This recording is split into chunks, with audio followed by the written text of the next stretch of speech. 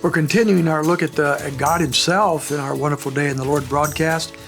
We're looking once again at Psalm 139. And as I said yesterday, I know a few weeks ago, we went through Psalm 139 pretty thoroughly.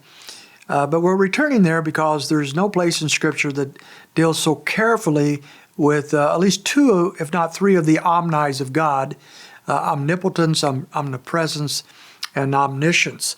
And today we're looking at omniscience in the first verses of Psalm 139. And it says in these verses, let me read them to you, as we see that God knows all things, that nothing ever surprises Him. He is knowledgeable of all things. He's omniscient. So let's take a look. Verse 1. O Lord, you have searched me and you've known me. You know when I sit down and you know when I rise up. You understand my thought from afar. You scrutinize my path and my lying down, and are intimately acquainted with all my ways. Even before there's a word on my tongue, behold, O Lord, you know all. You have enclosed me behind and before. You lay your hand upon me. Such knowledge is too wonderful for me. It is too high. I cannot attain it. So again, as we looked at this psalm some weeks ago, it would appear David was actually not doing so well spiritually and was trying to get away from God. Trying to hide from God. Maybe this was in the midst of a sinful situation. And whenever we're in sin, why would we want to be near God? It's when we recognize His forgiveness that we draw near to Him, and He forgives us, and things clear up. But if we're holding on to some sinful thought or action, we don't really necessarily want to be near God. But David recognized yesterday that wherever he goes, God is with him. God is omnipresent. But also He knows all things. There's nothing we're hiding from God.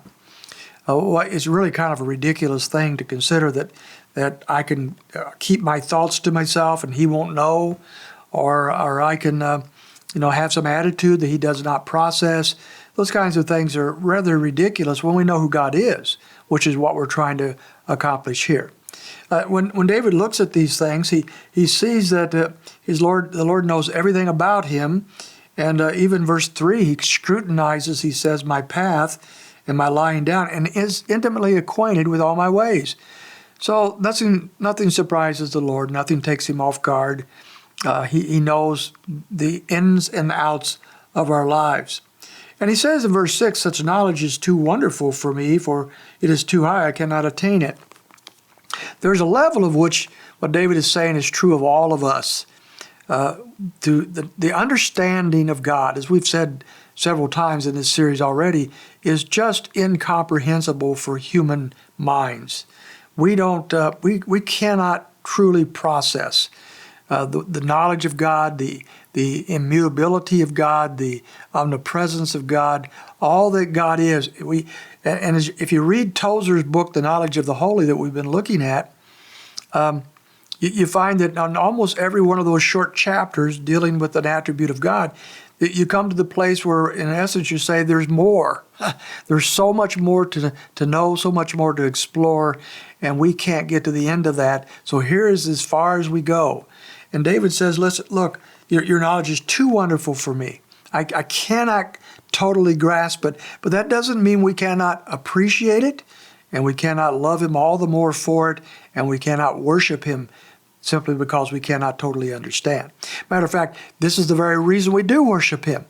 These attributes we're looking at, these are things that should drive us to the end of ourselves, realizing we can only go so far, and to the infinite God that we know, the one that knows all things and is all places. And this God we worship. We fall down before Him with our hearts and our bodies and worship Him because of His absolute, unimmeasurable greatness. And one of those is His infinite knowledge. How wonderful it is that our God knows all things, and we can rest and take great comfort in that truth. We're going to look at one more omni tomorrow, omnipotence. I hope you can join us.